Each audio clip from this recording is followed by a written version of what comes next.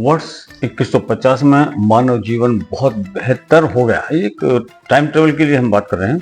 तो now we are thinking about the year 2150। विज्ञान ने बहुत तरक्की की है, लेकिन इन सभी चीजों में हमारी हरी भरी दुनिया मिल गई। घर से बाहर देखो तो सचमुच ऐसा लगता है कि शहर के शहर जल रहे हैं। ग्लोबल वार्मिंग अपने चरम पर है।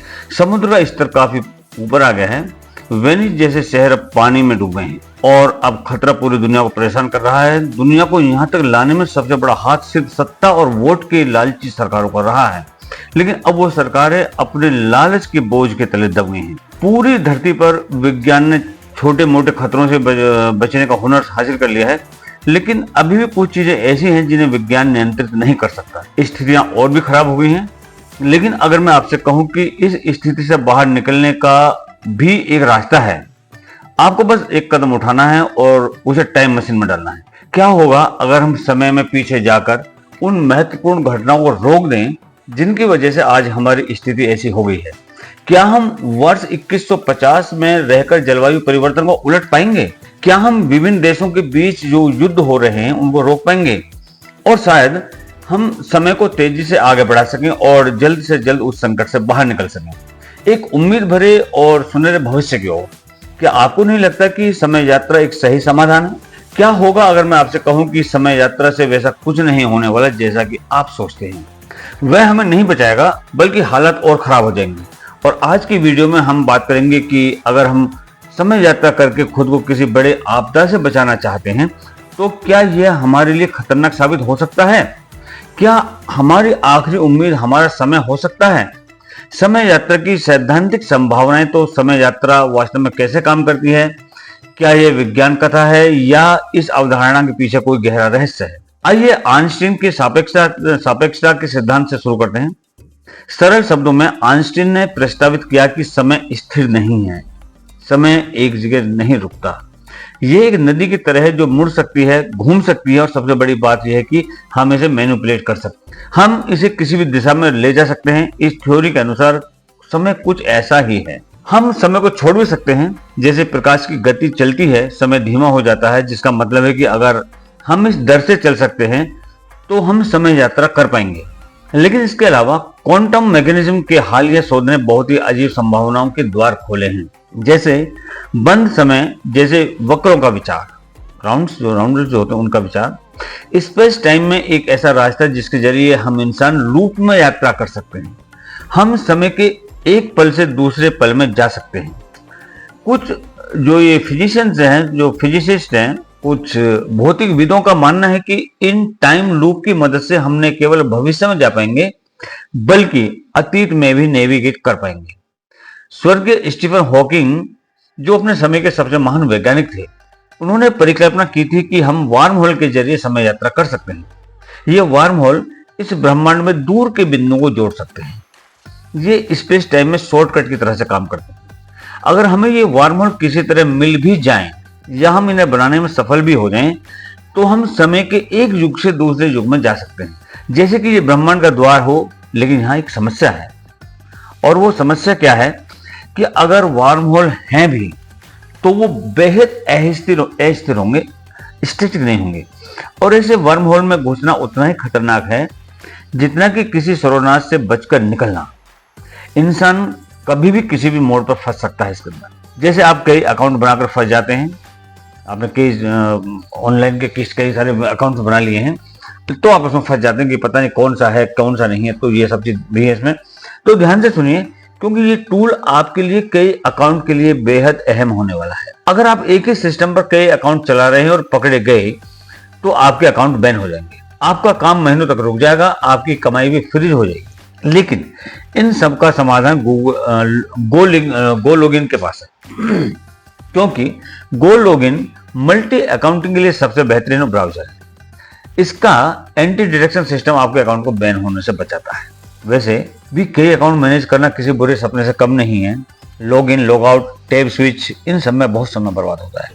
लेकिन गो लॉगिन के साथ आप अपने सभी अकाउंट को एक ही जगह पर मैनेज कर सकते हैं। यह आपके लिए गेम चेंजर साबित हो सकता है। आप अपने सोशल मीडिया, एफिलिएट अकाउंट और यहाँ तक कि ई कॉमर्स अकाउंट के कई अकाउंट एक ही जगह पर मैनेज कर सकते हैं। आप एक ही डिवाइस से अपने सारे काम कर पाएंगे। किसी भी अकाउंट पर कोई प्रतिबंध नहीं होगा, कोई रेड फ्लैग नहीं होगा, क्योंकि गो लॉगिन आपके रडार के नीचे रहने में मदद करेगा। और क्या आप जानते हैं कि इसका सबसे अच्छा हिस्सा क्या है? आपको एक बहुत ही खास ऑफर मिलने वाला है, क्योंकि गो लॉगिन मल्टी अकाउंटिंग के लिए सबसे अच्छा ब्राउजर है। तो चलिए मान लेते हैं कि आप यहाँ सुरक्षित हैं, लेकिन क्या समय यात्रा हमें बचा सकती है? और अब यहाँ चीजें और भी दिलचस्प हो जाती हैं। अगर समय यात्रा किसी तरह से संभव है, तो हमें महान क्रांति को रोकने पर ध्यान केंद्रित करने की आवश्यकता नहीं है, क्योंकि हम उस समय को छोड़ सकते हैं और हम मानव सभ्यता के पतन, पारिस्थितिकी तंत्र और विभिन्न आपदाओं को तेजी से आगे बढ़ा सकते हैं और सुरक्षित स्थान पर उतर सकते हैं। भविष्य में जहां सब कुछ स्थिर हो चुका है, अगर हम समय यात्रा में भविष्य में नहीं जा सकते, तो हमारी उम्मीदें हमारे अतीत में अटकी रहेंगी, यानी समय में पीछे जाना। तो जरा सोचिए, हम कुछ जो महत्वपूर्ण घटनाओं को महान क्रांति शुरू होने से पहले बदलकर रोक सकते हैं। क्या यह सब हमारे लिए संभव होगा? उदाहरण के लिए, यह संभव है कि हम अमेरिका में जापान पर गिराए गए पहले परमाणु बम को रोक सकें। किसके द्वारा? टाइम ट्रेवल के द्वारा। औद्योगिक क्रांति को रोक सकें ताकि ग्लोबल वार्मिंग ना हो। और यह संभव है कि हम खतरनाक राजनीतिक आंदोलनों को भी रोक सकें जो दुनिया में अशांति फैलाते हैं। यह एक सही समाधान लगता है ना? हमें जो चीजें पसंद हैं उनके पीछे एक भयानक और डरावना पक्ष भी है, क्योंकि जब आप समय से भ्रमित हो जाते हैं तो आप कभी भी आने वाली चीजों के लिए तैयार नहीं हो सकते। लेकिन आइए सबसे पहले समय यात्रा के लाभों को देखते हैं कि इससे क्या हमको फायदा है और ये हमें एक बड़ी आपदा से कैसे बचा सकती है। सबसे पहले आइए हमारे पर्यावरण से जुड़ी हुई बड़ी आपदाओं पर एक नजर डालते हैं, जैसे कि जलवायु परिवर्तन, जो मानव सभ्यता के लिए सबसे बड़ा खतरा है। लेकिन अगर हम समय में पीछे जाकर इसे नियंत्रण से बाहर होने से पहले ही रोक दें तो कैसा रहेगा? चलिए 19वीं सदी की एक औद्योगिक क्रांति को रोकें, जब फैक्ट्रियों ने स्वच्छ हवा में जहर मिलाना शुरू कर दिया था, जिसने धरती की जलवायु को हमेशा के लिए बदल दिया। अगर हम उस समय के वैज्ञानिकों और नेताओं को इस आने वाली महाविनाश के बारे में बता दें तो क्या होगा? अक्षय ऊर्जा को शुरू से ही प्राथमिकता दें, जंगलों को काटने से रोकें और देशों की धरती को बचाने के लिए मनाएं, तभी इसका बात बनेगी। तब हम इस खतरनाक महाविनाश को शुरू होने से पहले ही खत्म कर पाएंगे। इसके बाद परमाणु सर्वनाश, जो 2 परमाणु शक्ति संपन्न देशों के बीच युद्ध होने पर आतंक की दुनिया बनाता है। 1945 में जब पहली बार किसी देश पर परमाणु बम का इस्तेमाल किया गया था, तो क्या होगा अगर उस समय यात्री समय में पीछे जाकर इस पूरी की पूरी प्रक्रिया में हस्तक्षेप करें और पहला बम ना बन पाए? तब आज ये दुनिया बिना किसी आतंक के आराम से रह पाएगी। अगर राजनीति की बात करें तो दुनिया ने राजनीति के रास्ते पर कई तानाशाह देखे हैं और उन्होंने पूरी दुनिया में अशांति और नरसंहार मचाया है। क्या होगा अगर समय यात्री समय में पीछे जाकर उन राजनीतिक आंदोलनों को बदल दे? ठीक उन्हीं क्षणों में जब कोई तानाशाह सत्ता में आ रहा हो, उसको वहीं पर रोक दें। उन्हें पूरा खेल पलट देना चाहिए ताकि पूरी दुनिया को इतिहास के काले अध्याय ना देखने पड़े। इसके अलावा और भी कई चीजें हैं, जैसे समय के साथ टेक्निक डेवलप हो रही है, इसलिए हम भविष्य में जाकर उनकी गलतियों से सीख सकते हैं और आज को हम ठीक कर सकते हैं। अगर भविष्य में किसी भयंकर आपदा का संकेत मिलता है तो उसे रोका जा सकता है। हम वर्तमान में कुछ ऐसी व्यवस्था भी कर सकते हैं, लेकिन हम जो भी कदम उठाएंगे उसके परिणाम स्वरूप हमें जरूर देखने को मिलेंगे। ऐसा नहीं कि उसका परिणाम हम नहीं मिले, हमें डेफिनेटली उसके परिणाम देखने को मिलेंगे। क्या हम इस हस्तक्षेप से प्राप्त आउटपुट को पूरी तरह से नियंत्रित कर पाएंगे, या हम उन शक्तियों के साथ खेलने की कोशिश कर रहे हैं जो हमारी समझ से बाहर हैं? अब इस सिक्के के दूसरे पहलू, मतलब समय यात्रा के काले पक्ष के बारे में बात करते हैं कि इसके नुकसान क्या क्या हो सकते हैं। क्या होगा जब समय में बदलाव के हमारे प्रयास नियंत्रण से बाहर हो जाएंगे? पहला और सबसे भयावह परिदृश्य तितली प्रभाव को जोखिम है।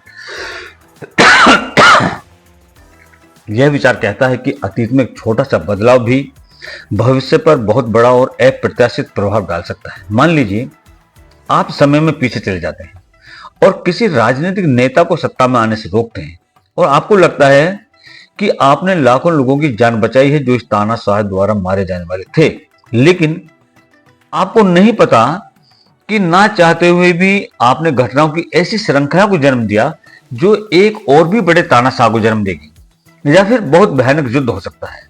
इसका नतीजा क्या हुआ? जिस भविष्य को हम बचाने जा रहे थे वह और भी खतरनाक हो गया है। इसके बारे में सोचें कि आपने युद्ध में परमाणु हथियारों का इस्तेमाल बंद कर दिया, लेकिन फिर भी किसी दूसरे देश ने जैविक हथियारों का इस्तेमाल करना शुरू कर दिया। इससे कुछ ऐसी घटनाएं जन्म लेंगी जो नहीं होनी चाहिए थी। संभव है कि इतिहास और भी काले अध्यायों से भर जाए। फिर टाइम लूप की अवधारणा है। आप समय में पीछे चले जाते हैं और महान युद्ध को रोकने की कोशिश करते हैं, लेकिन भविष्य में पता चलता है कि ये आपके कर्म थे जिन्होंने इतने बड़े युद्ध को जन्म दिया। फिर आप वापस जाकर उसे रोकने की कोशिश करते हैं, लेकिन आपके हस्तक्षेप की वजह से, आपके इंटरफेयर की वजह से हर बार एक महायुद्ध जन्म लेता है और इस तरह आप एक चक्र में फंस जाते हैं जो हर बार भविष्य को बचाने के लिए अतीत में चला जाता है। और हर बार आपको लगता है कि ये आप ही हैं जो हर बार महायुद्ध को ट्रिगर कर रहे हैं। इसके बारे में सोचना वाकई डराता है। और बेशक हम विरोधाभासों को नहीं भूल सकते। दादाजी का विरोधाभास इसका सबसे क्लासिक उदाहरण है। आप अतीत में अपने दादा से मिलने जाते हैं, लेकिन किसी बहस पर आप गलती से अपने दादा को उनके बचपन में ही मार देते हैं। अगर आप टाइम ट्रेवल कर रहे हैं, पीछे जा रहे हैं, तो ये चीज संभव है।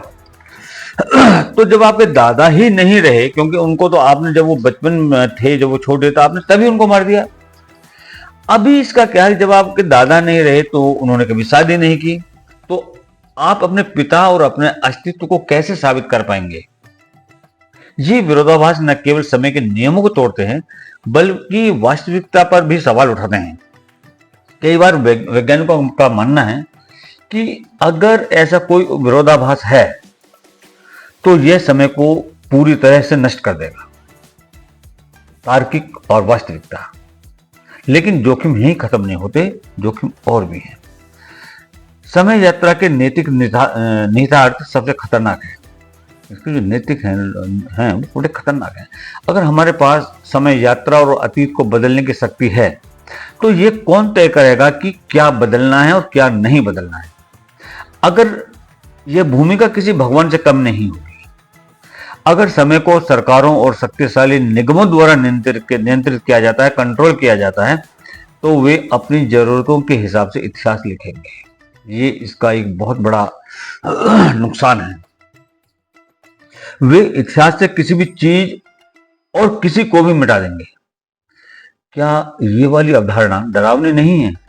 और अगर हम ये मान भी लें कि समय यात्रा सुरक्षित हाथों में होगी, तो हमें कौन बताएगा कि कौन सा बदलाव सही होगा? जो बदलाव हमें सही लगता है, हो सकता है कि कल वह एक महायुद्ध के बारे के तरह के रूप में हमारे सामने हो। इससे हम फिर उसी समय चक्र में फंस जाएंगे। शक्ति और नियंत्रण का सबसे डरावना हिस्सा है।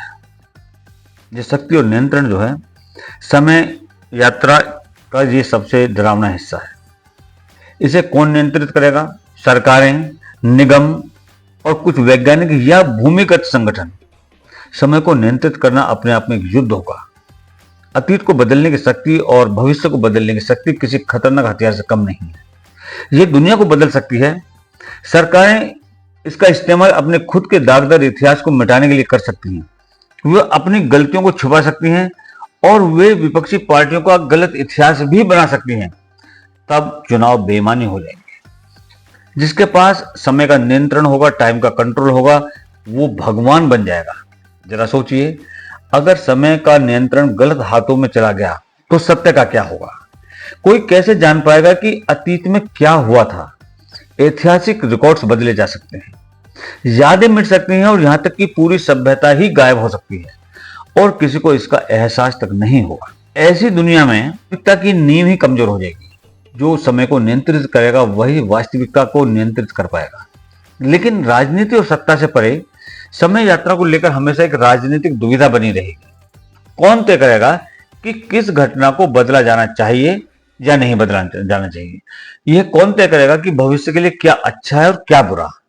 क्या हमें एक महान क्रांति को रोककर लाखों लोगों की जान बचानी चाहिए, या हमें भविष्य में शांति के लिए चीजों को वैसे ही रहने देना चाहिए? ये कुछ ऐसे सवाल हैं जो बुद्धिमान लोगों को सोचने पर मजबूर कर देंगे। यहाँ व्यक्तियों पर विचार करना भी महत्वपूर्ण है। मान लीजिए कि आप किसी ऐसे संगठन में सर्वोच्च नेता हैं जो समय यात्रा को नियंत्रित करते हैं, तो आपके पास जब भी चाहे अतीत में जाने और अपने प्रियजनों को बचाने की शक्ति भी है, लेकिन बदले में लाखों लोगों की जान चली जाएगी। तो क्या आप ऐसा करेंगे या कोई भी ऐसा करेगा? यह व्यक्तिगत तत्व समय यात्रा को और भी खतरनाक बना देता है। जब भावनाएं और व्यक्तिगत इच्छाएं किसी व्यक्ति पर हावी हो जाती हैं तो निर्णय और भी खतरनाक हो जाते हैं और इसके परिणाम किसी महान क्रांति से कम नहीं होते। आप क्या सोचते हैं? क्या समय यात्रा वास्तव में हमें एक महान क्रांति से बचा सकती है? इसका उत्तर इतना आसान नहीं है। मुझे नहीं लगता कि इसका उत्तर इतना आसान होगा। समय में आगे बढ़ना और बदलाव करने के लिए पीछे जाना कई खतरनाक स्थितियों का कारण बन सकता है। कई विरोधाभास हैं जो हमें ऐसा करने से रोकते हैं। भले ही हम बदलाव करें, लेकिन इस बात की कोई गारंटी नहीं है कि भविष्य वैसा ही रहेगा जैसा हमने सोचा है। तो दोस्तों, इस पर आपके क्या विचार हैं, हमें कमेंट सेक्शन में जरूर बताएं। अगर आपको ये वीडियो पसंद आया तो इसे लाइक करें, सब्सक्राइब करें और अपने दोस्तों के साथ शेयर करें। जय हिंद, जय भारत, जय श्री राम।